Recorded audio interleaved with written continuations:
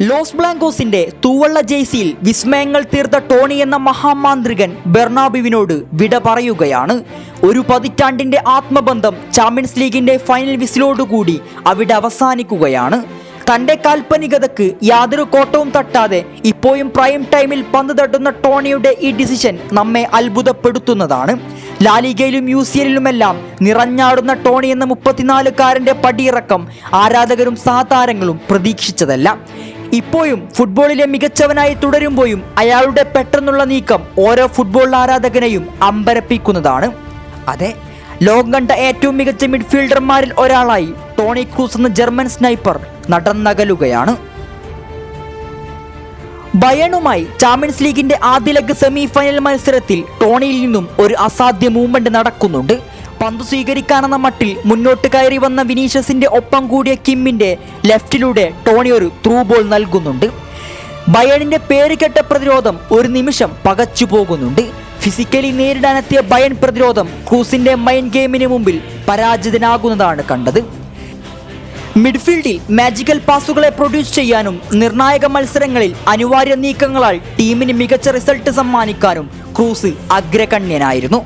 റൊണാൾഡോയും ബെയിലും ബെൻസമയും അരങ്ങ് തീർത്ത കാലത്തും ഇന്ന് യുവതാരങ്ങളായ വിനിയും റോഡ്രിഗോയും ബെല്ലിംഗ്ഹാമുമെല്ലാം നിറഞ്ഞാടുമ്പോഴും ടോണി മധ്യനിരയിലെ നെടുന്തൂണായിരുന്നു. മത്സരത്തെ നിയന്ത്രിക്കുന്ന കളിയെ മാറ്റിമറിക്കുന്നവനാണ് ക്രൂസ്. അയാൾ മത്സരത്തെ സ്ലോ ഡൗൺ ചെയ്യുന്ന സമയം മാഡ്രിഡ് ടീം ഒന്നടങ്കം സ്ലോ ആവുമെന്ന് മുമ്പൊരിക്കൽ കാസിമിറോ പറഞ്ഞിട്ടുണ്ട്. ശരിക്കും റിയൽ മാഡ്രിഡിന്റെ എഞ്ചിനായിട്ടാണ് ടോണി ക്രൂസ് പ്രവർത്തിക്കുന്നത്.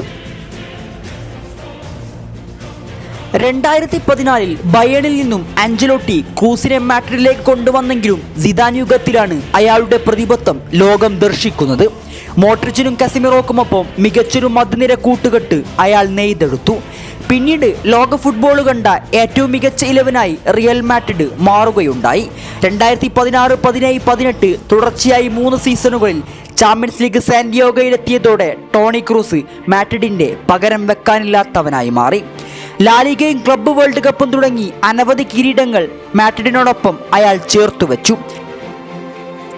രാജ്യത്തിന്റെ കണക്ക് പുസ്തകത്തിലും ക്രൂസ് വിജയിച്ചവനാണ്. ജർമ്മനിയുടെ അണ്ടർ 17 മുതൽ അവരുടെ മെയിൻ ടീമിനോടൊപ്പവും യൂറോയിലും കരുത്തു തെളിയിക്കാൻ അയാൾക്ക് സാധിച്ചിട്ടുണ്ട്.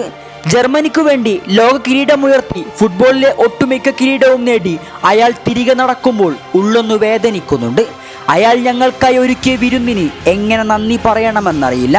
മുമ്പൊരിക്കൽ അയച്ചുവെച്ച ആ ജർമ്മൻ കുപ്പായത്തിലേക്ക് അയാൾ തിരിച്ചു വരുമ്പോൾ യൂറോയിലെ മറ്റു ടീമുകൾ ഒന്ന് കരുതിയിരിക്കേണ്ടതുണ്ട്.